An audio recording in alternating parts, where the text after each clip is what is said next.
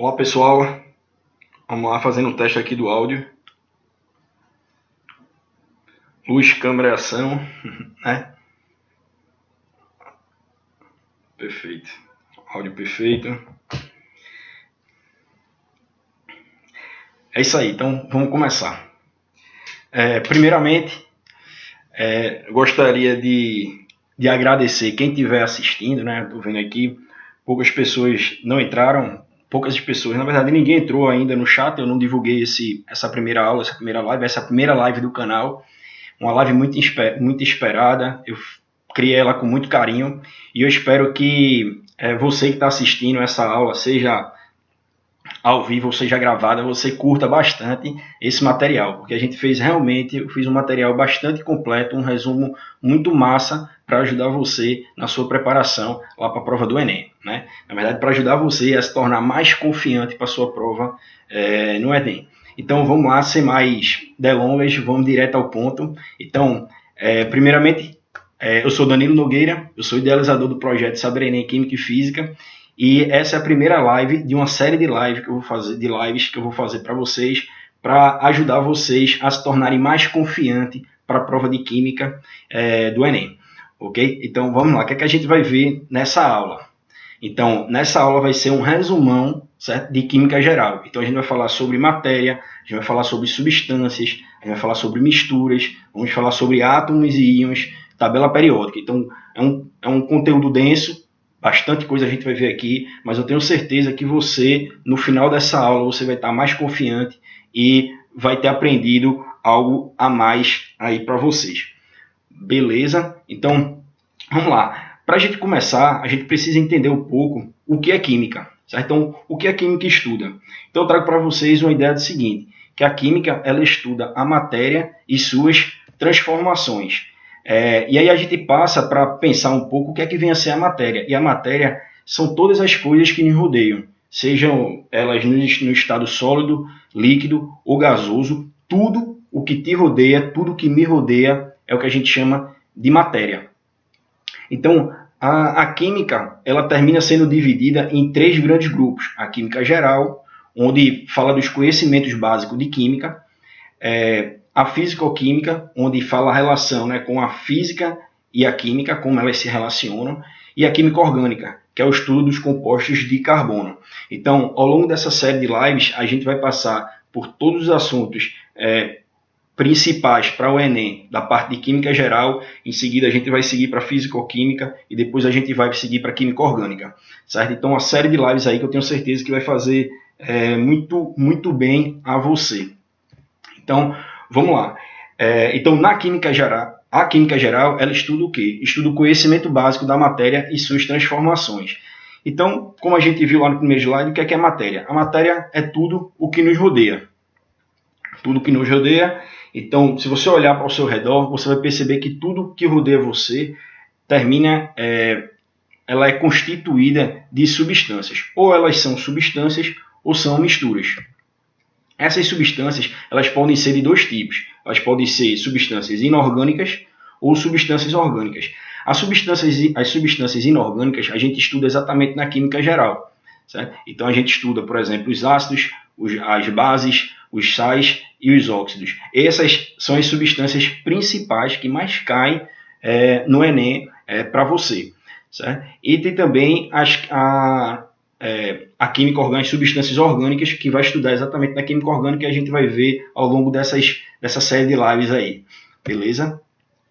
Vamos lá. Então, independente de qual substância seja, se ela é inorgânica ou orgânica, ela sempre vai ser constituída de átomos e íons, certo? Então, uma substância, ela pode ser um agregado iônico, enfim, uma substância, ela sempre vai ser constituída de átomos e íons. Esses átomos que possuem, a gente vai ver mais na frente, mas possuem uma distribuição eletrônica, e essa distribuição eletrônica, como ela acontece, vai exatamente influenciar nas características, né, das propriedades físicas e químicas dessa matéria.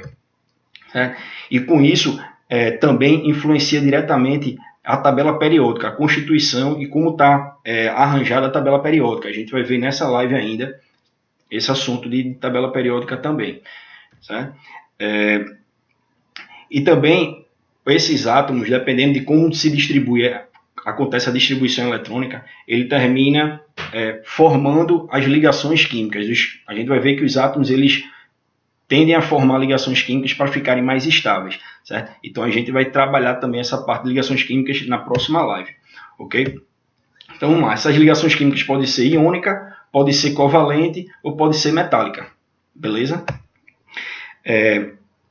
Independente, essas substâncias elas podem se juntar para formar novas substâncias. Essa capacidade das substâncias se unirem para formar novas substâncias é o que a gente chama de reações químicas. E toda reação química ela respeita o que a gente chama de estequiometria. E a gente vai ver nessa série de lives. Ok? Sabendo disso, a parte de química orgânica a gente vai ver lá no final da live e estuda exatamente as substâncias orgânicas, certo? Bom, em relação às misturas, as misturas, na verdade, são um conjunto de substâncias, certo? E quando você tem no mesmo recipiente, a gente vai ver mais na frente, quando a gente tem o mesmo recipiente e você coloca mais de uma substância pura nela, ela vai formar uma mistura. E essas misturas elas podem ser homogêneas ou heterogêneas.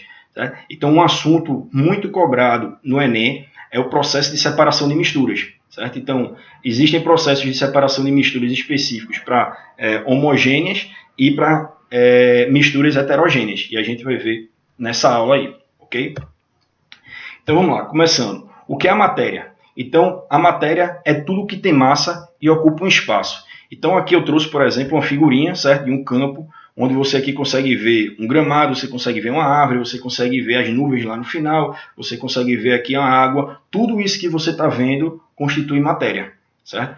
Porque tudo isso tem massa e ocupa um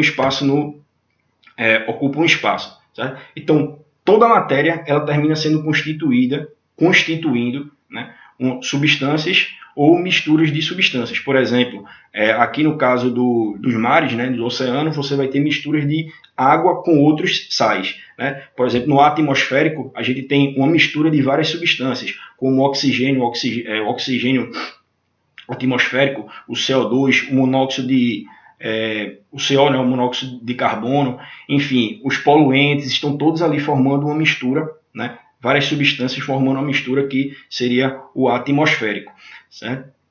Então, tudo que nos rodeia termina sendo constituído de substâncias ou misturas de substâncias. Então, para a gente diferenciar substâncias e misturas, é interessante que a gente comece a conceituar substâncias. Então, substâncias todas elas possuem estrutura química definida. Essa substância, essa estrutura química definida é exatamente a molécula, e quando é composto iônico, que a gente vai ver, é chamado de agregado iônico. Certo? Mas, enfim, ela possui uma estrutura química definida, e essa estrutura é que oferece propriedades físicas e químicas específicas para aquelas substâncias. Então, por exemplo, trago aqui para você a molécula da água. A molécula da água ela possui estrutura definida. Que estrutura definida é essa? É um átomo de oxigênio com 2 átomos de hidrogênio. Essa estrutura ela é característica, ela identifica a molécula da água e causa a ela uma série de propriedades físicas e químicas que é característica da água. Aqui na molécula do álcool, por exemplo, a gente percebe que tem a molécula do álcool também, ela é uma estrutura definida formada por átomos de carbono, oxigênio e hidrogênio, que essa estrutura oferece à molécula do álcool características, propriedades físicas e químicas bem específicas para o álcool. Trouxe aqui também outra molécula, a molécula da cafeína. Não sei se você gosta de café, mas a cafeína contida lá no nosso café, ela é constituída de vários átomos, como átomos de nitrogênio, de oxigênio, de carbono e de hidrogênio, com uma estrutura bem definida que traz à cafeína uma série de propriedades físicas e químicas bem específicas. Certo? Já misturas, o que são misturas? Misturas são união de mais de uma substância em mesmo volume. Certo? Então, na verdade, a mistura termina sendo uma mistura de moléculas, uma mistura de composição de estruturas definidas. Né? Então, eu trago aqui uma figurinha. Vamos lá. Primeiro, eu trago aqui quando você faz uma mistura da substância pura água, por exemplo, aqui representada por essa bolinha vermelha e 2 bolinhas brancas, e a substância pura sal, que é representada por a bolinha azul e a bolinha verde. Perceba que quando eu pego essas duas substâncias puras, coloco ela dentro de um recipiente, eu formo uma mistura. E quando a gente faz uma análise microscópica, a gente vai perceber que lá existem, compartilhando do mesmo espaço, moléculas de água, aqui ó, vermelhinho com bolinhas brancas, e também compostos iônicos, o agregado iônico que é o do sal, certo? A bolinha azul e a bolinha verde. Tudo compartilhando o mesmo volume, o mesmo espaço, e aquilo ali é uma mistura. Uma coisa interessante, que é importante que você saiba, é que as propriedades físicas e químicas de cada substância, ela se conserva na mistura. E é interessante porque é exatamente a partir dessas propriedades físicas e químicas que vai se basear os processos de separação de misturas. A gente vai explorar exatamente as características físicas e químicas dessas substâncias específicas para conseguir fazer a separação em uma determinada mistura, separar cada uma das substâncias. Certo? Vamos lá. Então, uma substância pura. O que é uma substância pura? Uma substância pura é quando a gente tem as mesmas moléculas em um determinado volume. Por exemplo, a substância pura ela pode ser do tipo simples ou pode ser composta. Uma substância simples, eu trago aí para você, por exemplo, é do hidrogênio gasoso, certo? Representado por H2, duas moléculas de hidrogênio, dois átomos de hidrogênio. Perceba que eu tenho um recipiente, vamos dizer aqui, com dois átomos de hidrogênio, né, uma molécula de hidrogênio, formada por dois átomos, certo? E eu tenho várias moléculas dessa. Quando eu tenho essa situação, eu tenho exatamente o que a gente chama de substância simples, certo? Uma substância composta já é diferente. A substância composta, ela é formada, na verdade, com átomos, né, com moléculas de átomos de mais de uma, com moléculas de átomos de mais de um elemento químico. Enquanto aqui na substância simples eu tinha átomos exclusivamente de hidrogênio, aqui na amônia, por exemplo, é uma substância pura, composta. Por quê? Porque ela é formada por átomos de diferentes elementos químicos. Por exemplo, no caso da amônia, eu tenho átomos de nitrogênio ligados a átomos de hidrogênio. Como você pode ver aqui, um átomo de nitrogênio ligado a três átomos de hidrogênio. Já a molécula da água, eu tenho um átomo de oxigênio ligado a dois átomos de hidrogênio. Certo? Então percebo que são substâncias puras, só que compostas, porque formada por átomos de diferentes elementos químicos. Beleza? Tá entendido aí? Show de bola. Vamos seguindo. Então, não confunda os conceitos. É importante que você não confunda os conceitos. Quais são esses conceitos? De átomo, molécula e substância. Então, ó, o átomo é só um átomo, ele é constituído, né? Ele é único, né? Ele é único lá, o átomo, um determinado elemento químico. A molécula já é a união desses átomos, formam as moléculas. E a substância, na verdade, é a união dessas moléculas, certo? A união das moléculas formam as substâncias. E as misturas, elas são a união de várias moléculas no mesmo recipiente, okay? no mesmo volume. Então, falando de substâncias, é importante que a gente fale de estados físicos da matéria. Certo? Então, quais são os estados físicos, os principais estados físicos da matéria? Pode ser sólido, líquido ou gasoso. Então, vamos lá.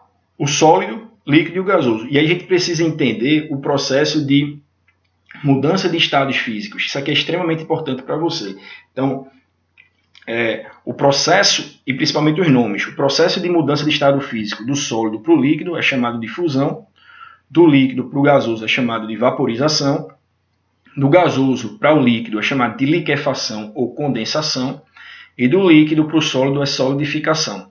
Certo? Então, a gente vai ver mais na frente como é que acontecem essas mudanças de estado físico. Certo? E o interessante é o seguinte, que a gente vai ver que o estado físico de uma matéria, de uma substância, ela vai depender de dois fatores. Quais são eles? A pressão e a temperatura. Certo? Então, dependendo da combinação de pressão e temperatura, a gente vai ter uma substância em um determinado estado físico de matéria. Então, para isso, eu trago para vocês esse diagrama de fases. O diagrama de fases você deve ter estudado, deve ter visto nos livros de química.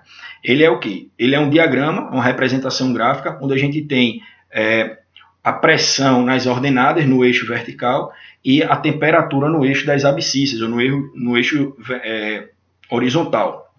certo? E aqui o gráfico ele mostra um conjunto de pontos, certo? De combinação entre temperatura e pressão. E que a depender da temperatura e da pressão que você tiver da substância, ele vai ter um estado físico específico. Então, por exemplo, aqui é um diagrama de fases da água, por exemplo. Então, se eu pego a temperatura da água de 0 graus Celsius, vamos supor, de 0 graus Celsius a 1 atm, a pressão de 1 atm, eu vou estar aqui, ó, nesse ponto aqui, certo? Nesse ponto 2, que é exatamente o ponto de mudança de estado físico dele entre sólido, que é o gelo, certo? E o líquido. Perceba que é exatamente aqui o ponto de alteração, de mudança de fase, certo? Então, o interessante aqui é que, deixa eu ver se está aqui.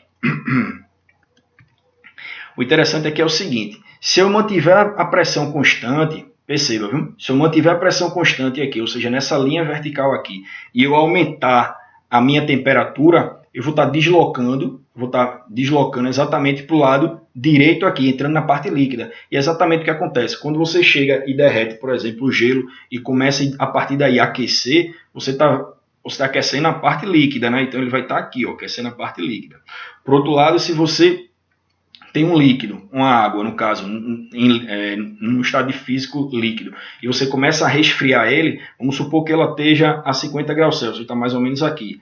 Começa a resfriar, ele resfria, até chegar a 0 graus Celsius e começar a ter uma alteração da fase dele para o estado sólido. Ok? Então, o diagrama de fases, ele mostra exatamente isso aí. Um aquecimento contínuo ainda na pressão constante, ó, quando ele chegar lá a 100 graus Celsius, a água chegar a 100 graus Celsius, ela vai se transformar em quê? Em vapor. Ela vai passar aqui para vapor. Percebe? Perfeito. E perceba também que a própria água ela pode se transformar, sair de líquido para vapor, num processo em que a temperatura for constante, por exemplo. Basta que haja uma diminuição de pressão repentina. Então, por exemplo, se eu estou aqui a 50 graus Celsius, por exemplo, um líquido a 50 graus Celsius, se eu diminuo a pressão dele muito rapidamente, eu posso tornar fazer as moléculas dele evaporarem, certo? Então, é isso que o diagrama de fases informa para a gente, ok? Então, vamos lá. Qual é a curva de aquecimento da substância? Vamos falar um pouco agora sobre a curva de aquecimento de substância pura. Então, toda substância pura, quando ela muda seu estado físico e aumenta a temperatura, ela é aquecida, né? Ela vai ter um efeito de alteração de temperatura. Então, vamos lá. Essa curva aqui de aquecimento, ela mostra exatamente isso.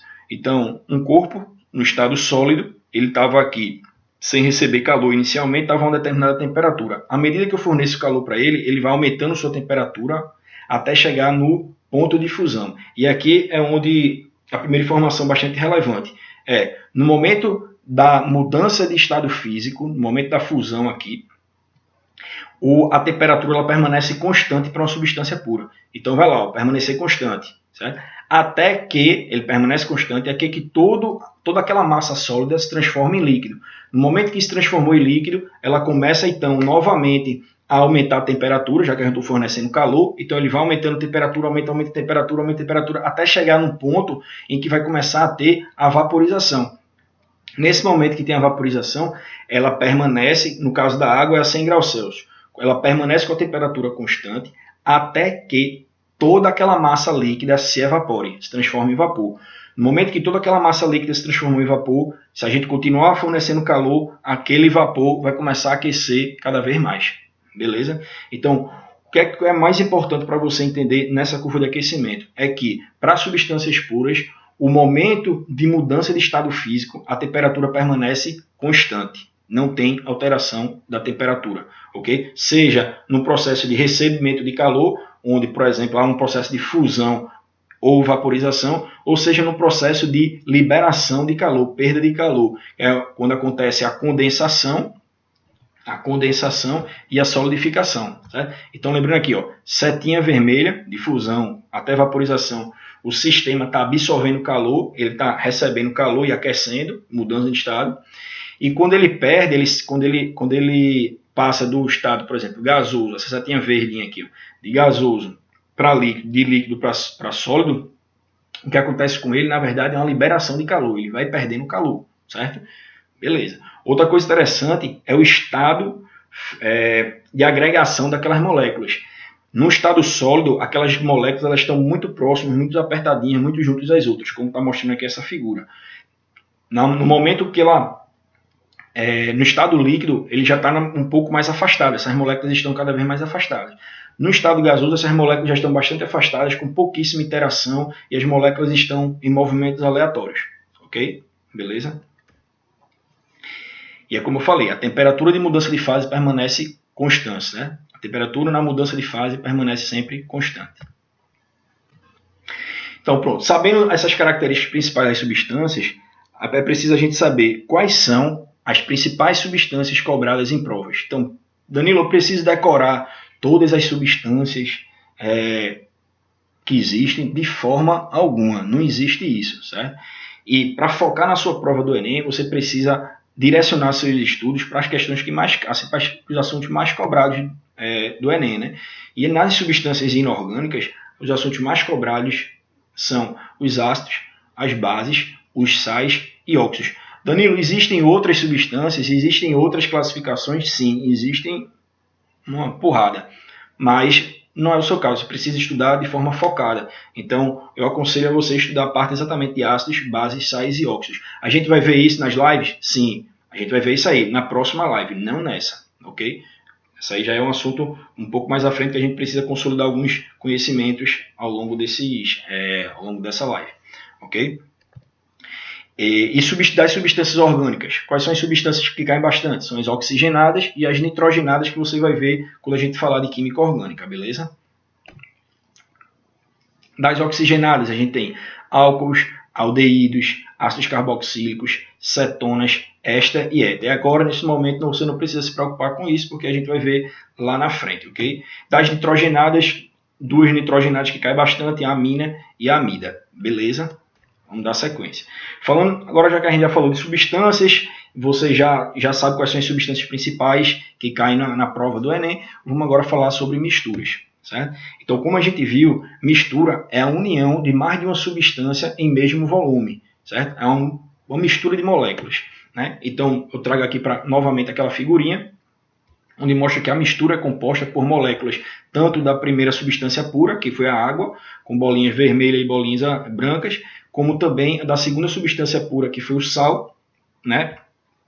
A mistura, como aqui bolinha verde e bolinha azul, beleza? E lembrando que as propriedades físicas e químicas de cada substância se conservam na mistura. Aí quais são os tipos de misturas que a gente tem? A gente tem misturas homogêneas, que são aquelas misturas cuja aparência visual parece ser de uma única fase, certo? Uma única fase, uma aparência completamente uniforme. Como exemplo, eu trago para vocês aqui as soluções químicas. Então, todas as soluções químicas, todas as soluções que você vai estudar na parte de físico-química, elas são misturas homogêneas, certo? Então, por exemplo, as misturas de água e ácido, água e base, água e sal, todas elas são misturas homogêneas, ok? Essas aqui são as soluções aquosas, ok? Vamos lá. As misturas heterogêneas são as misturas que visualmente você vê duas ou mais fases, certo? Então, a aparência dela não é uniforme, diferente das misturas homogêneas das soluções. Certo? Ela não é uniforme, como, por exemplo, mistura entre água e óleo, mistura entre água e serragem, como você pode ver aqui nas figuras. Você consegue ver visualmente as fases diferentes, né? Então, não é o caso de mistura homogênea, e sim mistura heterogênea, beleza? Vamos lá. Então, não confunda os conceitos de substâncias e misturas. Vamos lá. Então, qual a diferença entre eles? Átomos, o conjunto de átomos formam moléculas, o conjunto de moléculas formam as substâncias, e quando você junta em o mesmo volume substâncias puras diferentes no mesmo volume, a gente está falando de misturas, beleza? Isso aí. Pronto. E Danilo, uma vez acontecido a mistura, eu consigo separar cada uma daquelas substâncias? Sim, através de processos de separação de misturas. Então, os processos de separação de misturas que são cobrados para você lá no Enem, o objetivo desses processos, o objetivo é exatamente separar cada uma das substâncias presentes na mistura. Então, existem alguns exemplos de processos de separação de misturas homogêneas e de misturas heterogêneas. Por exemplo, uma separação de misturas homogêneas, a gente tem a evaporação, a destilação simples, a destilação fracionada. São 3 exemplos aí de processos de separação de misturas homogêneas. E a gente também, exemplos de processo de separação de misturas heterogêneas, a gente tem a decantação, a filtração, a levigação, a separação magnética. Então, vamos falar um pouco sobre a evaporação. Qual é o objetivo da evaporação, do processo de separação de misturas evaporação? É separar o líquido do sólido por meio do calor. Ou seja, o líquido ele vai evaporar e o sólido vai permanecer lá. É o que acontece, por exemplo, quando você faz um processo de secagem de roupa. Na verdade, ali na roupa, o que você tem é uma mistura, porque você tem as moléculas de água misturadas com as moléculas do tecido, né? E no momento que você bota ela no varal, a roupa no varal, para ela secar, o que é que está acontecendo? O calor está fazendo com que aquela molécula da água se evapore. Ela sai do estado sólido, vai passar para o estado de vapor e com isso ela consegue se separar daquela mistura. Um outro exemplo são nas salinas, o processo que acontece nas salinas, na produção de sal de cozinha, por exemplo, onde você tem vários tanques de água salgada, certo? Da água do mar que chega, e aí esses tanques têm uma superfície de evaporação muito alta, a água vai evaporando, o sal vai ficando, o sal não evapora, a água evapora, então ele faz o processo de evaporação e termina tendo grande concentração de sal, como está sendo representado aqui nessa figura. Então perceba que há uma água aqui e essa água ela vai evaporando com o calor fornecido pelo sol, certo? Aí, qual é a propriedade específica da substância, certo? Da matéria, propriedade específica da matéria, que esse processo de evaporação ele explora? É exatamente a volatilidade da substância. Quem é mais volátil, quem tem mais capacidade de evaporar, vai evaporar primeiro, né? Vai evaporar. Nesse caso aqui, a água evapora e permanece o sal, ok? Um segundo processo de separação de misturas homogêneas é o processo de destilação. Qual é o objetivo do processo de destilação? É separar as substâncias por meio de calor também, da mesma forma do que a evaporação. Mas nesse processo aqui, a destilação utiliza a separação de líquido e líquido, duas substâncias líquidas, certo? Então, o líquido mais volátil evapora, em seguida é condensado, enquanto o outro líquido permanece no recipiente. Então aqui é um processo de separação onde há fornecimento de calor, mas que há separação de duas substâncias líquidas, certo? Então aqui eu trago um exemplo, onde a gente, por exemplo, aqui tem um balão de destilação, a gente tem aqui uma mistura formada por duas substâncias ou até mais substâncias líquidas, há um aquecimento, essa substância mais volátil quer dizer que evapora com mais facilidade. Então ela evapora primeiro, depois passa por uma condensação. Então quando você tem, a gente viu, né, na parte de mudança de estado físico da matéria, que quando você tem um vapor e ele é resfriado, ele passa por um processo de condensação, ele se torna líquido novamente. Então aqui o que acontece é que as moléculas da substância mais volátil, ela adquire calor, volatiliza, ou seja, evapora. Quando ela evapora e ela encontra uma superfície fria, como esse aqui do condensador, aqui na figura, onde está passando uma entrada de água fria aqui, ó, encontra a corrente. Então o que acontece? Ela esfria, condensa e termina sendo coletada aqui nesse balão de recolhimento, certo? Então com isso você consegue separar um líquido, aquele líquido mais volátil, do outro líquido. Percebe? Aí, qual é a propriedade específica explorada aí? A propriedade específica da substância explorada nessa situação? É exatamente a propriedade específica volatilidade. Certo? Observação. Há interesse de obter as duas substâncias. Isso é interessante, porque na evaporação você não tem interesse de adquirir, de coletar água, né? A evaporação, a água evapora, a substância evapora, e você fica com a parte sólida. Perdeu a parte a parte líquida, né, que evaporou. Nesse processo de destilação, você tem interesse de obter as duas substâncias. Então, no processo de destilação, você evapora e depois condensa. Daí você consegue obter as duas substâncias. Um outro processo de separação de misturas homogêneas é a destilação fracionada. Qual o objetivo dessa destilação fracionada? É separar as substâncias por meio do calor também. Cada substância evapora na sua temperatura de ebulição específica. Então, imagine que eu tenho aqui uma mistura, o exemplo do petróleo, certo? O petróleo você deve ter estudado que o petróleo nada mais é do que uma sopa, uma mistura ali de várias substâncias, certo? Vários hidrocarbonetos de cadeia pequena até hidrocarbonetos de cadeia mais longa. O processo de destilação fracionada, utilizada nas colunas, nas torres de destilação, coluna de destilação das refinarias, o que acontece? Ela entra o petróleo bruto na carga, há um fornecimento de calor, e aí o que acontece? Aquelas substâncias mais voláteis, as substâncias do petróleo de menor cadeia carbônica, ela começa a evaporar com mais facilidade. Então ela começa a separar. Então, na destilação fracionada, para cada nível de temperatura, você tem a evaporação de uma determinada substância. Certo? Então, cada substância evapora na sua temperatura de ebulição específica. Tá, ok? Então, aqui, por exemplo, na torre de destilação, quanto mais você sobe na coluna, diminui a temperatura da torre. Então, você tem, por exemplo, que o gás ele termina evaporando primeiro, depois você tem a nafta, depois você tem a gasolina, o querosene, o óleo diesel, o óleo lubrificante e o óleo combustível.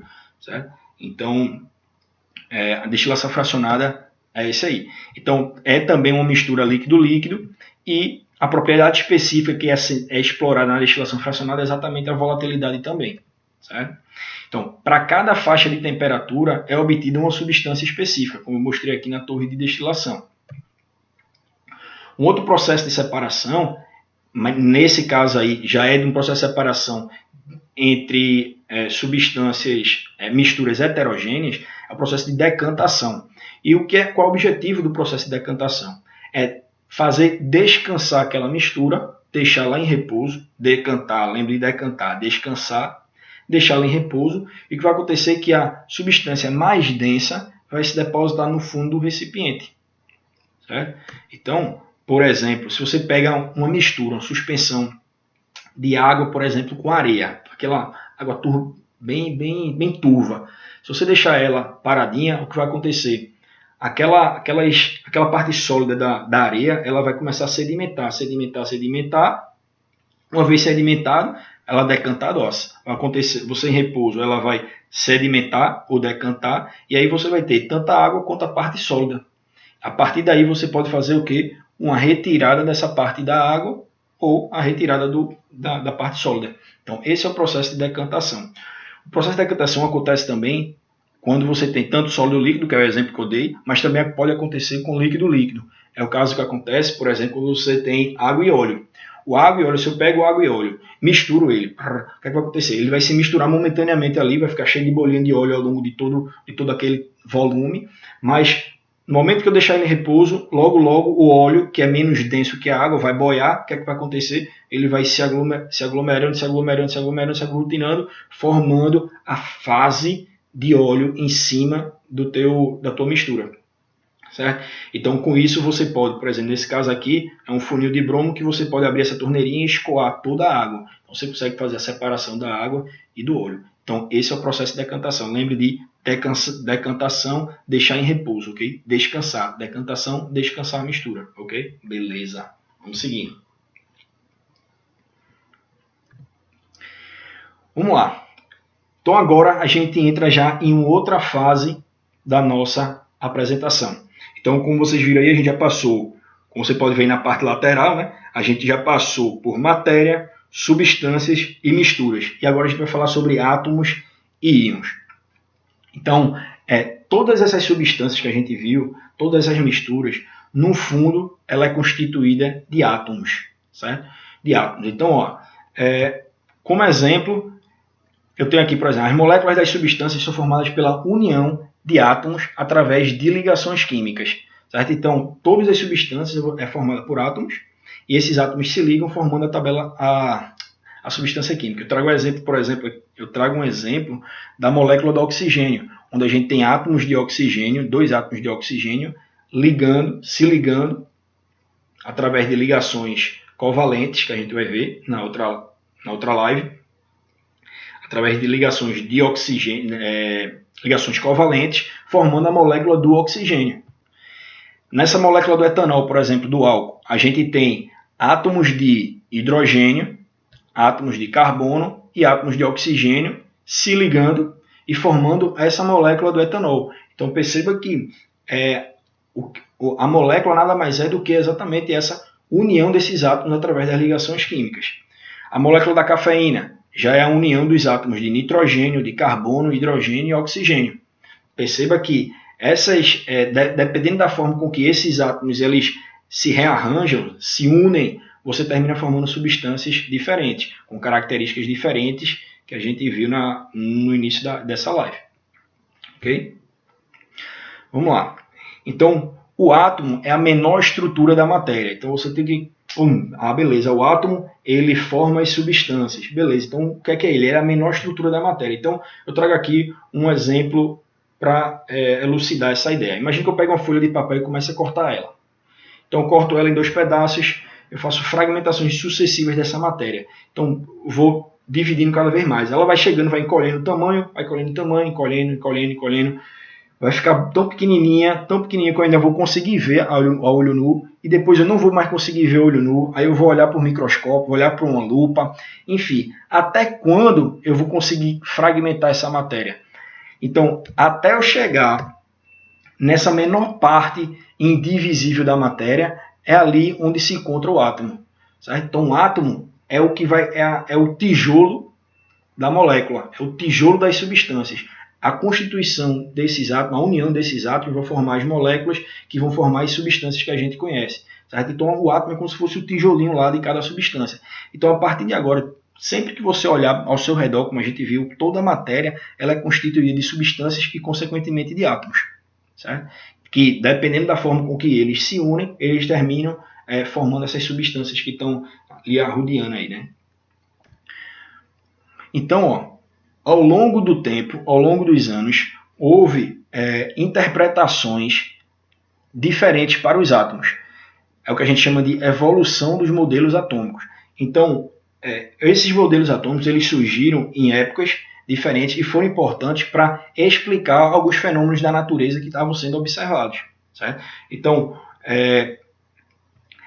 por exemplo, o modelo de Dalton ele data de 1803, certo? E ele considerava o átomo como sendo uma bola de bilhar, uma bola maciça e indivisível, certo? Como você pode ver aqui. Era maciça, indivisível, e foi importante o modelo de Dalton, por quê? Porque na época já existiam alguns testes, alguns estudos com reações químicas em volume fechado, em ambiente fechado, e eles percebiam que após as reações químicas, a massa daquela quantidade de substância ali, ela se mantinha constante, era igual, apesar de que houvesse uma alteração de substância ali, houvesse realmente uma reação química, alteração da substância. Então eles perceberam que o modelo de Dalton foi importante porque eles falaram, não, as substâncias então é a união, né, de várias bolinhas dessas, várias bolinhas de bilhares dessa, que se diferenciavam uma da outra por conta da sua massa. Então, por exemplo, a bolinha do hidrogênio era pequenininha, a bolinha do oxigênio era um pouco maior, com massa maior, a bolinha do nitrogênio era um pouco menor, enfim. E aí, a forma com que eles, em uma reação química, o que acontecia simplesmente era um rearranjo. Como é um rearranjo, então a massa permanecia constante. Então, lá em 1803, o átomo de Dalton, o modelo de Dalton, era satisfatório para essa realidade, para esses fenômenos que eles estudavam no laboratório, certo? Em 1897 veio o modelo de Thomson. E o modelo de Thomson foi importante porque ele já introduziu a natureza elétrica da matéria no átomo. Então ele já conseguiu estudar e perceber que existia, como é que eu digo, existiam partículas eletrizadas que nessa constituição da matéria. E foi importante por quê? Porque ela começou, paralelamente a isso, começou a entender a eletrização dos corpos. Aproximação, por exemplo, eles começaram a perceber que, por exemplo, nas cercas das ovelhas no rebanho, por exemplo, ficava com o pelinho da ovelha ficava colado na cerca. Então eles falaram, que fenômeno interessante. Tal. O modelo de Thomson veio a exatamente explicar esse tipo de coisa, porque ele falava que era o modelo do pudim de passas, né? Então, no modelo do pudim de passas, ele falava o seguinte, que a massa do pudim, aquela parte branca, era exatamente a parte positiva do átomo. E as passas eram partes incrustadas naquela massa positiva, que eram facilmente removidas. E aí, no momento que acontecia a remoção dessa passa, o corpo ele ficava carregado, ele ganhava carga. E aí, como ele ganhava carga, ele podia ser atraído ou repelido de outros corpos também carregados. Então, o modelo de Thomson foi importante porque ele deu a natureza elétrica, falou da natureza elétrica no átomo e conseguiu explicar fenômenos elétricos. Ok? O modelo de Rutherford, ele já foi um pouco mais adiante, já foi de 1911, e ele veio a contestar o modelo de Thomson. Por quê? Rutherford, eu não vou entrar em detalhe agora na experiência de Rutherford, mas Rutherford fez uma experiência, certo? E que ele percebeu que, bombardeando um feixe de partículas alfa, carregadas positivamente, numa fina película de ouro, ele percebia que algumas partículas passavam direto da folha de ouro, outras se desviavam e outras voltavam. Então ele percebeu que, se está passando uma certa quantidade de partícula, aquela ideia aqui do modelo de Thomson, que ela era um pudim de passas maciço com passinhas incrustadas que seriam os elétrons, de natureza negativa ali incrustada, não fazia sentido, porque se fosse realmente sólido ali, né, a partícula ela não passaria, essas partículas alfas não passariam, ela bateria e voltava completamente. Então o modelo de Rutherford ele já veio como consequência da experiência de Rutherford, e ele veio informando o seguinte, que o átomo, na verdade, ele é constituído de uma partícula, uma parte positiva minúscula central, e onde ao redor dele tinha partículas negativas, que eram os elétrons. Então ele chamou de núcleo e eletrosfera. Então foi o primeiro que falou de núcleo e eletrosfera. Então ele falava que no átomo existia uma partícula concentrada, positiva, central, que seria o núcleo, e ao redor desse núcleo existia os elétrons em movimento, num lugar chamado eletrosfera, e eles estariam em constante movimento. Certo? Então o modelo de Rutherford foi importante. Ele contradisse o modelo de Thomson a partir da experiência de Rutherford. Certo? Em 1913, ou seja, logo depois do modelo de Rutherford, 2 anos depois, veio o modelo de Bohr. Bohr estudou e ele falava o seguinte, nessa época, por exemplo, já se estudava eletromagnetismo. Certo? Então, os estudos de Maxwell, de eletromagnetismo e tudo mais, já sabia que partículas elétricas em movimento, elas emitem ondas eletromagnéticas.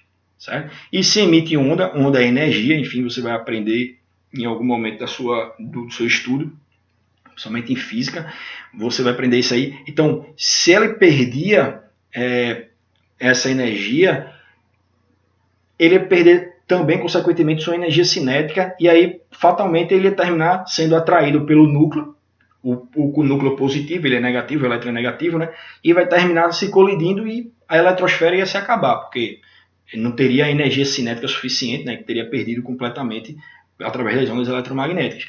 Então, Bohr, se questionando, pegando essas ideias de Maxwell e tudo mais, então ele falou o seguinte, então vamos dizer o seguinte, vamos dizer que esses elétrons eles estão rodando, eles estão girando no núcleo em órbitas estacionárias, em níveis de energia, e chamadas de órbitas estacionárias, e essas órbitas ela possui energia constante. Então, um elétron, quando ele está naquele nível de energia, ele nem perde, nem ganha energia. Ele permanece com a mesma quantidade de energia. Então, com isso, esse modelo de Bohr veio dar a ideia de sistema planetário, porque ele falou o seguinte: você vai ter, então, alguns elétrons na primeira camada, numa região concêntrica, certo? Mais próxima do núcleo, onde você vai ter elétrons ali circulando com menor quantidade de energia. À medida que você vai se afastando, você vai ter outras camadas cujo o nível de energia dos elétrons eram maiores. O nível de energia era maior. Então, você vai ter níveis de energia em cada órbita estacionária dessa, cada vez crescente, à medida que se afastava do núcleo. Certo? Então, por exemplo, um elétron podia migrar de uma camada para outra, sim. Através de quê? Se ele absorvesse energia, ele sairia de uma órbita mais interna para uma órbita mais externa. Ele podia retornar para uma órbita mais interna? Sim. Se ele fizesse o quê? Se ele perdesse aquela quantidade de energia. Vamos supor que o nível de energia da primeira camada fosse 1 e o nível da terceira camada fosse 3. Certo? Então, ele teria que, para sair do 1 para a segunda camada que tem nível 3, ele precisava absorver 2 joules, vamos supor, 2 joules de energia. Aí ele pegava, pulava para a órbita, a segunda órbita. Mas aí, se ele perdesse esses 2, essa quantidade de energia, 2 joules, vamos supor, o que aconteceria com ele? Ele voltaria para a órbita mais interna. E nesse momento dessa migração, de voltar para a órbita mais interna, ele perderia energia em forma de luz. Então, o modelo de Bohr já veio explicar também os efeitos, por exemplo, das colorações de chamas. Quando você pega substâncias, determinados átomos de algumas substâncias e aquecia, ela formava chamas de colorações diferentes. Então, essas colorações diferentes, como assim? Como é que um átomo de sódio tinha coloração diferente de um átomo de ferro? Como é que é isso? Ele ficava... E aí o modelo de Bohr veio exatamente explicar isso. Ele dizia o seguinte: no momento que você coloca calor, aquele átomo, aquele elétron que dá determinado nível de energia, pula para a órbita mais externa e depois ele naturalmente perde energia. Ele perde energia, volta para a órbita mais interna e aí nesse processo ele libera ondas eletromagnéticas que estavam no espectro do visível, estavam na região de frequência do espectro do visível. Você vai ver isso em física, certo? Então o modelo de Bohr veio para explicar isso aí. Por exemplo, e hoje em dia a gente pode explicar, por exemplo, os fogos de artifício através exatamente desse fenômeno. Ou seja, os fogos de artifício têm aquelas colorações exatamente porque os elétrons eles se agitam, pulam através do calor, eles se agitam, pulam para órbitas mais externas e depois quando eles retornam para órbitas mais internas terminam liberando energia. Certo? Então o modelo de Bohr ele veio dizer de níveis de energia específicos, baseado lá nos estudos de Maxwell, certo? E passou a explicar exatamente essa mudança, essas colorações das chamas, né? Quando queima determinadas substâncias. Beleza? Joia. Então isso foi em 1913. Em 1926, começou a ser estudado, surgiu, na verdade, o modelo da nuvem eletrônica, que é o modelo atual, o modelo quântico atual, que é vigente até hoje. Certo? E o modelo quântico atual ele veio exatamente ele veio contrariar o modelo de Bohr. Por quê? Porque teve 2 princípios. Eu acho que eu falo aqui mais na frente. Vamos lá. Houve 2 princípios que a gente vai falar mais na frente. Mas um deles foi de partícula-onda e o outro foi do princípio da incerteza. Certo? O princípio da incerteza dizia o seguinte: você não consegue determinar exatamente o local onde está o elétron. Não consegue. O elétron é muito rápido, ele é muito pequeno, não dá para você dizer. Então essa história de modelo de Bohr dizer que ele está em órbita, isso é balela. Não dá para dizer. O que pode dizer na verdade, ele tem um nível de energia. Então o elétron ele vai estar em uma região de probabilidade, que eles chamam de orbital, uma região de probabilidade de se encontrar. E ele vai estar lá naquela região, onde lá ele vai ter uma certa quantidade de energia, certo? Mas ele pode migrar para outras energias. Então ele começou a trabalhar agora com orbitais eletrônicos, certo? E a gente vai ver um pouquinho isso mais na frente. Então essa foi a evolução dos modelos atômicos. certo? Saindo desde a parte do modelo de Dalton até o modelo quântico atual, que é o modelo da nuvem eletrônica, certo? Independente de modelo de Bohr, o modelo de Thomson, o modelo quântico atual, hoje o modelo quântico atual ele considera sim que o átomo ele é constituído por um núcleo e por uma eletrosfera. No núcleo, ele concentra o núcleo, ele é uma parte central do núcleo, onde concentra os prótons, ou seja, partículas com cargas elétricas positivas, que são esse aqui, por exemplo, de amarelinho, e os nêutrons, que são essas partículas aqui, representativa aqui, laranja. Certo? Já a eletrosfera, você tem exatamente os elétrons ao redor daquele núcleo, certo? E ele tem os elétrons têm cargas elétricas negativas, certo? E para um átomo, o átomo é neutro, isso é importante que você saiba. Então, o número de prótons é igual ao número de elétrons, ou seja, a quantidade de cargas positivas é igual à quantidade de cargas negativas. Vou botar aqui um exemplo. Vamos supor que ele tenha 3 prótons com 3 elétrons, termina que o saldo é 0, então ele termina tendo carga nula. Então a carga elétrica é nula do átomo, certo?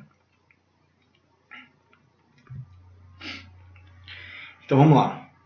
Então no modelo da nuvem eletrônica, certo? No modelo da nuvem eletrônica, traga aqui, ó, que é o modelo que eu falei atual, né? Onde a gente começou a falar de orbitais atômicos. Deixa eu beber uma aguinha aqui.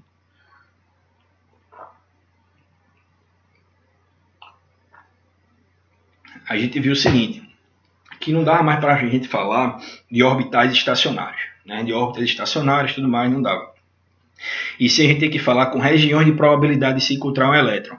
Essas regiões de probabilidade de se encontrar um elétron é exatamente os orbitais atômicos, certo? Existem 4 tipos de orbitais, que é representado por S, P, D e F, certo? Sem pão da fome, certo? Só para uma mnemônica para você saber aí, aprender, sem pão da fome. Então, S, P, D, F, ok?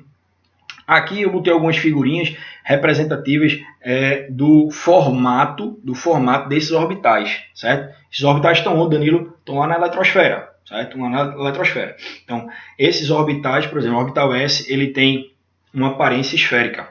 O orbital P, ele tem uma aparência helicoidal, por exemplo, certo? O orbital D, ele já tem essas outras aparências aqui. O orbital F tem essas outras aparências aqui, certo? Então, a jogada era o seguinte. Esses orbitais, eles diziam que eles reservavam, os átomos, eles tinham ali uma certa quantidade de energia, certo? Então, nesse modelo quântico atual, a gente começou a falar, então, de níveis e subníveis de energia. Os níveis de energia está associada com a distância do núcleo até o último aonde o elétron está, na verdade, certo? São os níveis de energia. E em cada nível de energia, surgia os subníveis de energia, ou seja, a quantidade de energias menores, certo? O subnível de energia. Então, é muito importante que você tenha ideia dessa figurinha aqui, dessa tabelinha aqui, certo? Quando ele diz assim, o nível 1 de energia. O nível 1 de energia é como se fosse a primeira camada, né? A primeira camada, ou seja, uma região mais próxima do núcleo. O nível 2 já é a segunda camada, um pouco mais distante do núcleo. O nível 3 já é a terceira camada, um pouco mais distante do núcleo. É importante você ter essa ideia aqui, porque a quantidade de subnível em cada um dos níveis de energia é equivalente ao valor daquele nível. Então, vamos supor, quantos subníveis tem no primeiro nível de energia? Tem um subnível, que é o subnível S. Quantos subníveis tem no segundo nível de energia? Tem 2 subníveis, o S e o P. Isso quer dizer o seguinte, quando o elétron está distante do átomo, do núcleo, lá no nível 2, vamos supor, certo? No nível 2 de distanciamento, certo? Ali, mesmo naquela camadinha, existe ainda 2 subníveis daquele nível. Tem o S e tem o P. Então, em que o S ele tem uma quantidade de energia menor do que o P, certo? Então, o 2, quando enfim, a gente vai falar da distribuição eletrônica de Pauling ainda. No nível 3, você vai ter, lá naquela camada, você vai ter, na verdade, 3 níveis de energia. O S, o de subnível, S, P e D, certo? E que o S tem menos energia do que o P e o D tem mais energia, certo? Então, eu não vou entrar em detalhes agora, mas, para uma ideia, isso aí baseou exatamente a distribuição eletrônica de Pauling, certo? Que você já estudou isso aqui, certo? Onde Pauling, ele organizou, ele fala que a distribuição eletrônica dos elétrons de um átomo, eles seguem sua ordem crescente de energia, certo? Então, e essa ordem crescente de energia, ela vai seguindo essas setinhas do diagrama de Pauling. Por exemplo, 1s2, 2s2, 2p6, 3s2. Então, a ordem crescente de energia é essa daqui. Eu não vou entrar em detalhes agora, porque não vem ao caso, já que é um resumo, certo? Mas eu vou ver se eu faço um vídeo específico para explicar exatamente como é formada essa ordem crescente de energia. Se você acha interessante, gostaria de ter essa aula do porquê são essas ordens crescentes, porquê dessa forma a ordem crescente de energia, você coloca aí nos comentários que eu prepare esse material para vocês, certo? Mas enfim, importante que você saiba que aqui o diagrama de Pauling, ele permitiu você ordenar de forma crescente as energias dos elétrons, certo? E isso baseou completamente a distribuição eletrônica dos átomos. A gente vai ver na tabela periódica. Então, por exemplo, a molécula da água, ela é formada por átomos de hidrogênio e oxigênio, certo? O átomo de hidrogênio, ele tem um número atômico 1, ou seja, ele tem um próton e, consequentemente, tem um elétron.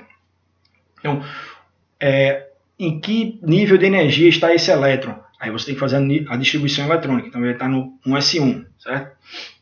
O oxigênio, ele vai estar... A distribuição eletrônica dos 8 elétrons dele é 1s2, 2s2, 2p4. Certo? Então, por que é importante a distribuição eletrônica? A distribuição eletrônica é importante porque você vai identificar exatamente a camada de valência.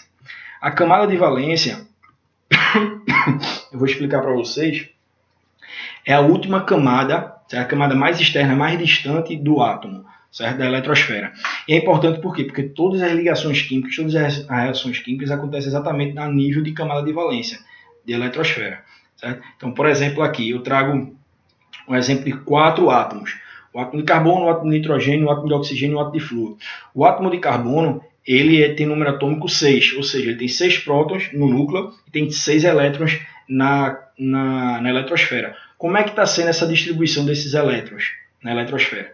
Então, seguindo o diagrama de Pauling, você tem 1s2, 2s2, 2p2. Então, isso aqui quer dizer o seguinte, que você tem 2 elétrons, esse 2 aqui em cima, você tem dizendo que tem 2 elétrons na primeira camada mais interna do átomo. Então, por exemplo, aqui nessa figurinha você vê que nessa primeira camada você tem 2 elétrons, certo? E você tem 4 elétrons, 2 posicionados no subnível S e 2 posicionados no subnível P, certo? Da segunda camada. Então, na segunda camada você tem 4 elétrons. 1, 2, 3, 4. Percebe?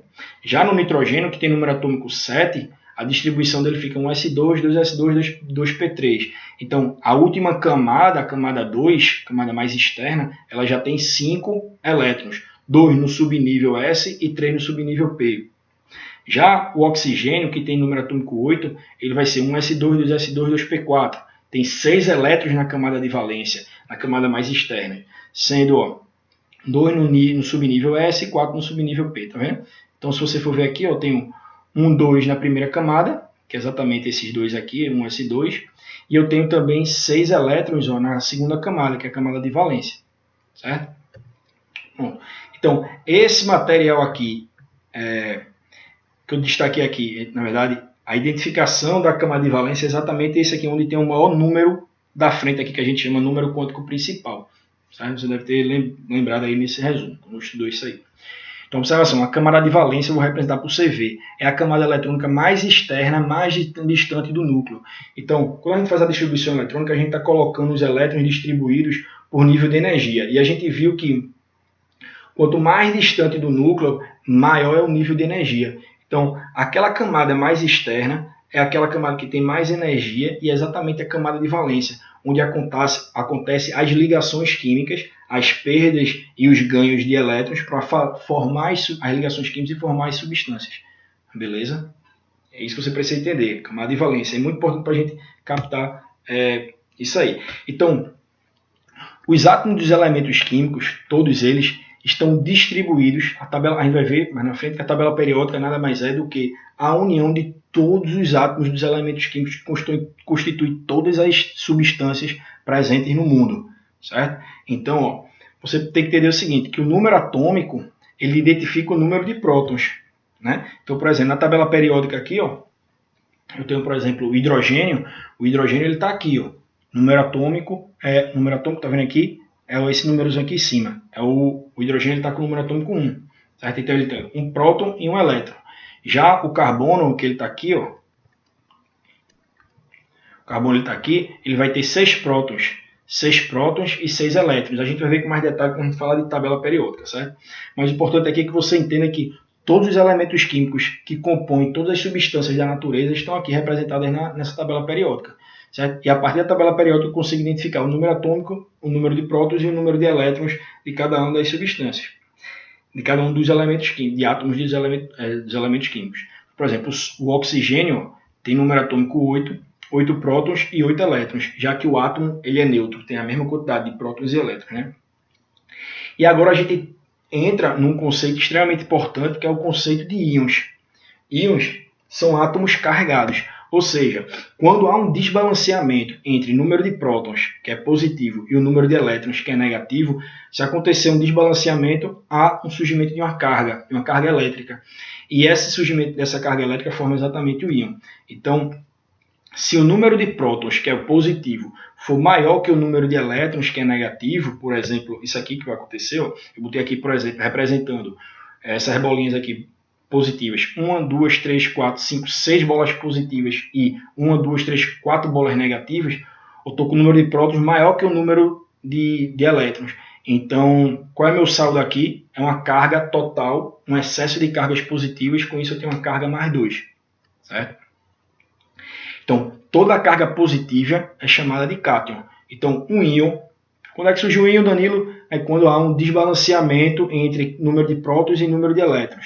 Quando eu tenho um número de prótons maior que o número de elétrons, eu tenho carga positiva e eu chamo essa estrutura de cátion. Quando eu tenho um número de prótons menor do que o número de elétrons, por exemplo, eu tenho aqui 4 cargas positivas e eu coloco 1, 2, 3, 4, 5, 6, 7 cargas negativas.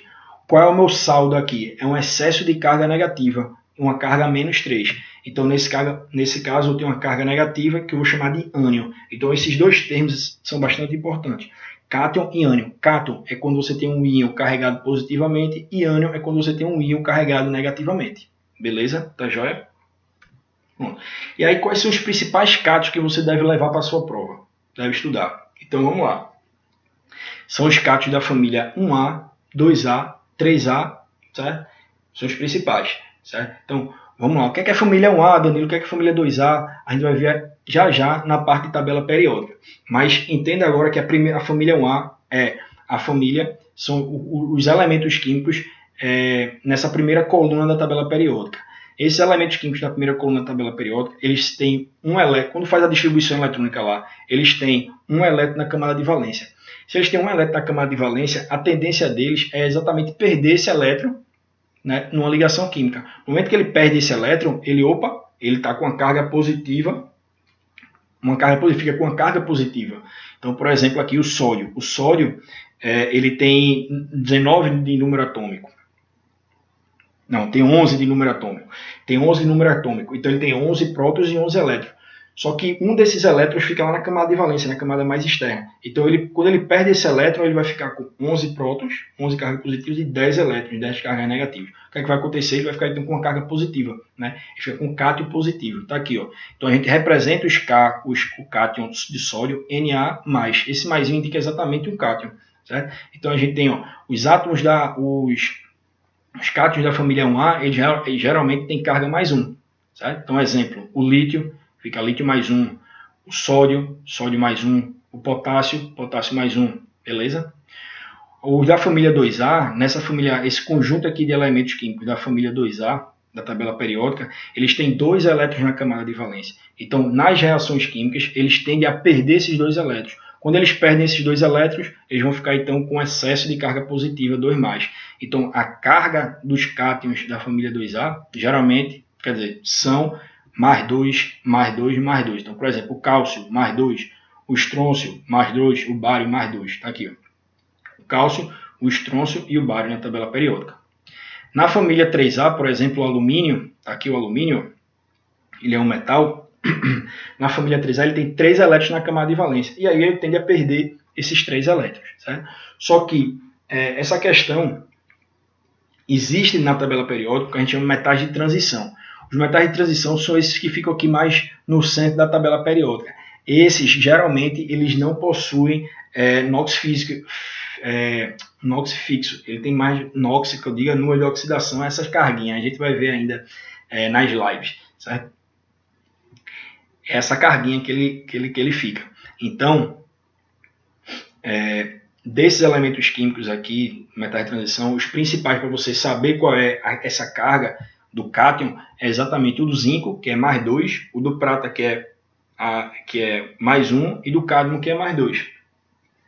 Pronto, então, nesse momento, o que você precisa entender é que os cátions ficam com carga positiva, certo? E que elementos químicos da família 1A, 2A, 3A fazem cátions de carga +1, +2 e +3, respectivamente. Beleza? Tá aí, ó. Família 2A, 3A, daí vai. E quais são os principais ânions? E aí eu trouxe para você ânions oxigenados e ânions não oxigenados. Então vamos lá. O que é que são ânions mesmo? Você lembra? Ânions são átomos carregados negativamente, né? Ou estruturas carregadas negativamente, ok? Então, os não oxigenados, a gente tem, por exemplo, o cloreto, o brometo, o fluoreto. Então, tanto o cloro, o bromo e o flúor são átomos da família 7A, ou seja, da última camada da tabela periódica, da sétima coluna da tabela periódica. Eles possuem 7 elétrons na camada de valência e eles são doidos para receber um elétron nas ligações químicas. Então, eles recebem elétrons nas ligações químicas. Então, quando ele recebe elétrons, para ficar com 8 elétrons na camada de valência, quando ele recebe, ele termina ficando com uma carga negativa. Certo? E aqui a gente tem alguns ânions oxigenados. Certo? O que são ânions oxigenados? São ânions formados por 2 ou mais átomos, certo? Onde um dos átomos é um átomo do elemento químico oxigênio. Então a gente tem, por exemplo, aqui o nitrato, o nitrito, o sulfato, o sulfito, o fosfato, certo? E aí a gente vai ver bastante isso aqui quando a gente for falar lá de sais, certo? A parte de sais, vai falar também de ácidos, certo? Então a gente vai trabalhar bastante essa questão de ânions, ok? Mas de antemão você precisa saber que esses ânions têm cargas negativas, ok? Beleza? Vamos lá.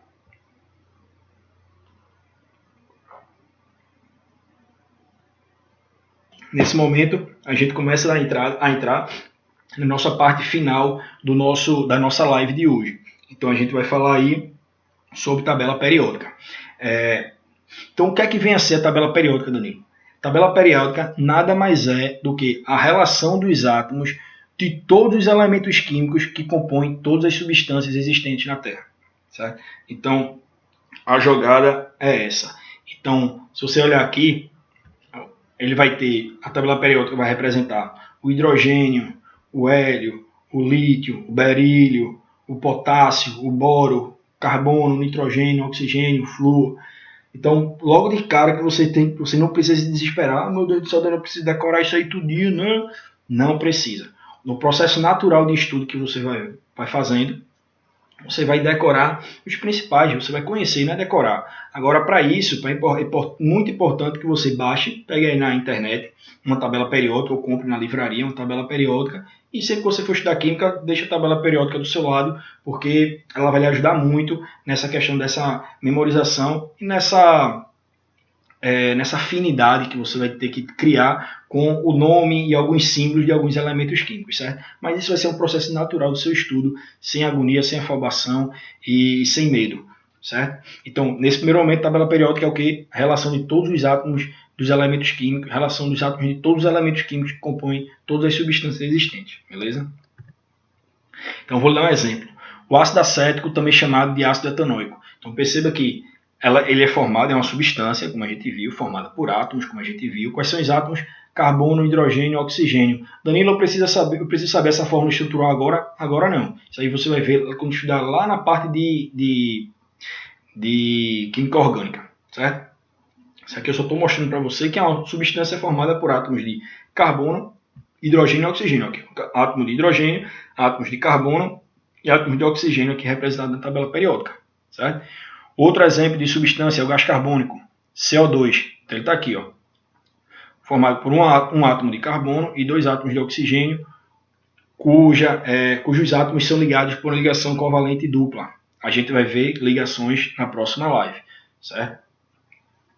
A gente vai ver direitinho o que é covalente dupla, covalente simples, certo? Isso aí tudo a gente vai ver direitinho, beleza? Mas isso aqui é um exemplo de que a substância é formada por átomos e esses átomos estão aqui na tabela periódica, ó, carbono e oxigênio, está aqui, beleza? Vamos lá. Então, na tabela periódica existem dois grupos de elementos bastante importantes para você. São os metais e os ametais. O que são os elementos metálicos? Os elementos metálicos na tabela periódica são representados aqui, nessa tabela periódica, está sendo representada pela cor amarela, certo?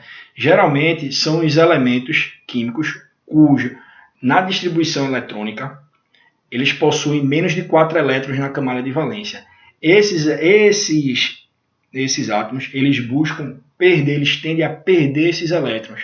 E quando ele perde elétron, ele termina se transformando em cátions, você já viu isso. E outra coisa, ele termina sendo, esses elementos metálicos, eles terminam sendo condutores de eletricidade. Você deve ter aprendido em física que eletricidade, corrente elétrica, nada mais é do que elétrons em movimento. Então, se os metais eles perdem elétrons com facilidade, porque eles têm menos de 4 elétrons na camada de valência, então eles podem gerar a partir de uma tensão colocada, tensão elétrica, eles podem se ordenar esses elétrons e surgir uma corrente elétrica, um caminho ordenado, um deslocamento ordenado desses elétrons, formando a corrente elétrica. Certo? Então, o que você precisa entender é que metais querem perder elétrons. Eles têm menos de 4 elétrons na camada de valência e querem perder elétrons. Já os ametais são esses aqui mais para o lado direito da tabela periódica.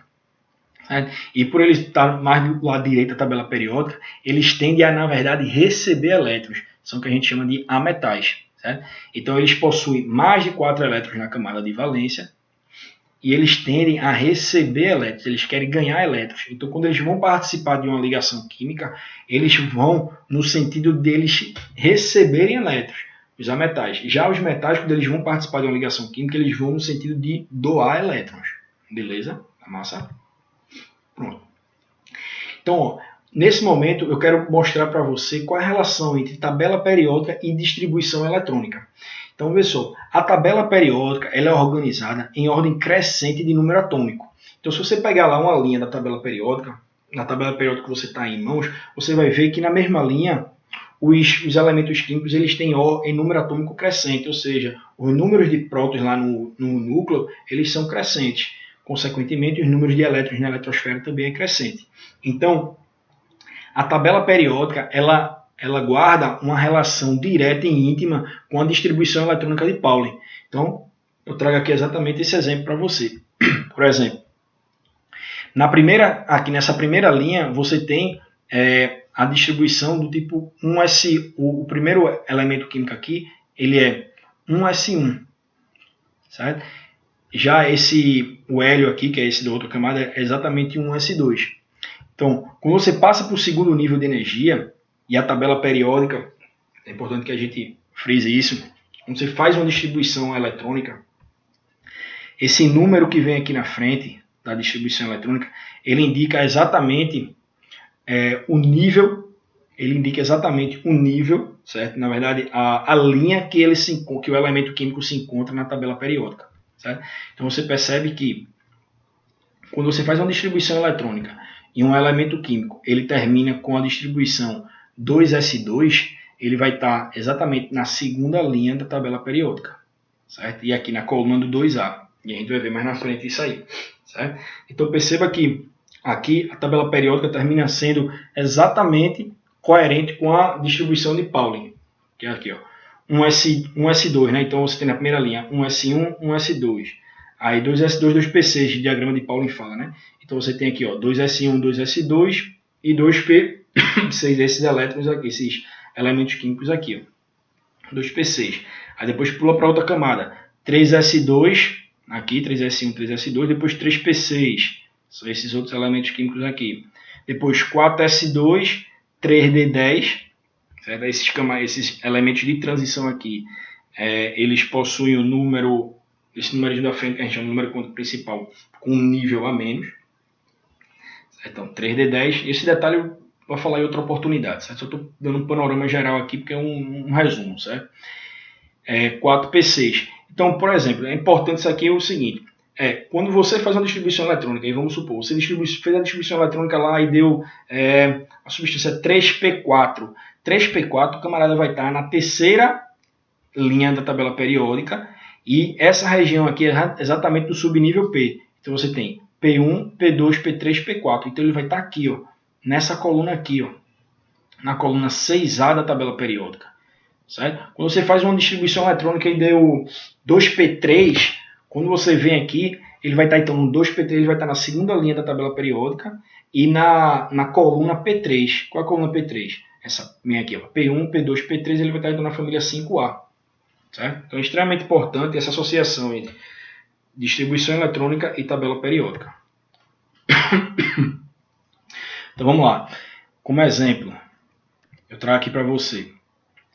Se a gente fazer um comparativo dessa tabela periódica com essa, você vai encontrar que, vamos lá, quando eu faço uma distribuição eletrônica e termino em 2S2, 2S2 é esse aqui, ó, o elemento químico que está na segunda linha e na coluna do S2, na família 2A. Então, que elemento químico é esse aqui? É exatamente a segunda linha, esse aqui é exatamente o berílio. Certo? Se eu quiser ver aqui o carbono, por exemplo, o carbono, ele na distribuição eletrônica ele termina com em que subnível de energia? Aí você, aqui ele está na posição na linha 2 e na coluna P1, P2, então termina com 2P2. Realmente, aqui 2P2. Poxa, legal. O oxigênio, o fósforo, por exemplo, esse P aqui, ele está na terceira linha, né? E ele está no P1, P2, P3 aqui na coluna P1, aqui na região do P, aí P1, P2 e P3. Então ele vai estar, a distribuição eletrônica ele vai terminar no 3P3. De fato, é o 3P3 aqui, ó. Certo? Pronto. Então, ó, termino. Você precisa entender então que quando você faz a distribuição eletrônica que termina, então, por exemplo, com S1, você perceber, terminou o subnível com S1, ele identifica os metais alcalinos, ou seja, aqueles que ficam na família 1A. Todos os elementos químicos que estão aqui na família 1A, certo? Eles terminam a distribuição eletrônica em S1, subnível S1, e são chamados de metais alcalinos. Ó. Pode ver aqui, todos eles terminam em S1. Tá vendo? 1S1, 2S1, 3S1, 4S1, 5S1, pronto. Os que terminam a distribuição eletrônica em subnível S2, eles vão estar na família 2A da tabela periódica e são chamados de metais alcalinos terrosos. Então tá aqui, ó, todos esses aqui da família 2A, eles têm 2S2, 3S2, 4S2, 5S2, 6S2, 7S2. Eles terminam a distribuição eletrônica em S2, percebe? Vamos lá. O P, a região P, onde é que está o subnível P? Está nesse lado de cá, o verdinho, né? Então a gente tem, ó, de P1, P2, P3, P4, P5 e P6. Né? Então vamos lá. O P1 é a família do boro, é a família 3A, coluna 3A, né? E a família do boro. A família do boro. Por que a família do boro, Danilo? Porque na coluna na coluna 3A, o primeiro elemento químico é exatamente o boro. Se você pode visualizar aqui. Por isso que é a família do boro. Quando termina em P2, é a família 4A. E a 4A também é a família do carbono. Ah, Danilo, por que a família do carbono? Porque o primeiro elemento químico aqui na 4A, na coluna 4A, seja, terminando com P2, é exatamente o carbono. Quando termina em P3, é a família do nitrogênio. 5A. E por que é família nitrogênio? Exatamente por essa mesma explicação. O elemento químico lá o primeiro elemento químico daquela coluna é exatamente o nitrogênio. Fica a família do nitrogênio. Calcogênios, P4. P4, a distribuição do P4 ele já vem para cá, a família 4A, P4, certo? Então é a família 4A, certo? 6A, família 6A, certo? 6A aqui, é o P4, família 6A, na tabela periódica, certo? São os calcogênios. Os halogênios terminam em P5, P5 é essa penúltima coluna aqui, da família 7A, certo? São os halogênios. Então você fez uma distribuição eletrônica, deu P5, quer dizer que ele é um halogênio, certo? Ou família 7A. E subnível P6 são de gases nobres, certo? Então P6 aqui, ó, todos esses aqui, a exceção do primeiro, que é o S2, que é o hélio, mas todos os outros terminam em P6. Que outros são esses? São esses aqui, ó. O neônio, o argônio, o criptônio, o xenônio e o radônio, certo? Uma coisa extremamente importante que você entenda é o seguinte. Qual a importância disso, Danilo? É que elementos químicos na mesma coluna, eles têm propriedades químicas semelhantes. Então eles terminam reagindo de forma semelhante. E isso é extremamente importante e já foi assunto de prova do Enem. Certo? Então, bota na cabeça o seguinte. Exatamente. Se ele tiver na mesma coluna, ou seja, terminou em S1, todos eles, elementos químicos mesmo que terminou com S1, quer dizer o que ele é a família 1A. Certo? Todos aqueles elementos eles têm propriedades químicas semelhantes. Fez a distribuição eletrônica, terminou em P3. Todos aqueles elementos químicos que estão lá em P3, certo? Eles têm as mesmas propriedades químicas. Certo? Isso quer dizer o seguinte, que eles tendem a reagir de forma semelhante, certo? Com outros elementos químicos. Ok? Bom, pessoal, e com isso a gente finaliza a nossa primeira live, certo? Foi um prazer imenso iniciar esse projeto aqui com vocês, certo? De fato, foi um material bastante denso, tem muito conteúdo para resumo, né? A gente não teve resolução de exercícios e a ideia aqui realmente é ser teoria, então um volume de teoria grande para vocês. E aí eu convido você para participar da nossa próxima live, certo? Fique atento aí no nosso canal, que na próxima live a gente vai falar, já dando continuidade ao assunto de química geral, a gente vai falar sobre ligações químicas, vai falar sobre funções inorgânicas, os aspectos quantitativos da química e estequiometria. Então, vai ser outra enxurrada de informação para você, uma enxurrada de conteúdo para você, beleza? Então, ó, se você gostou, deixe seus comentários, e se você está se achando um pouco mais confiante, pegou algumas sacadas, hashtag estou mais confiante, coloca aí nos comentários, certo? Deixe seus comentários, compartilha com teus colegas esse vídeo, compartilha com teus amigos, curta, me ajuda a divulgar esse material e mais pessoas virem me seguir aqui nesse canal para que eu consiga ajudar ainda mais pessoas, amigos de vocês, certo? Pessoas assim como vocês, beleza? Então, ó, satisfação, grande abraço e até a próxima live.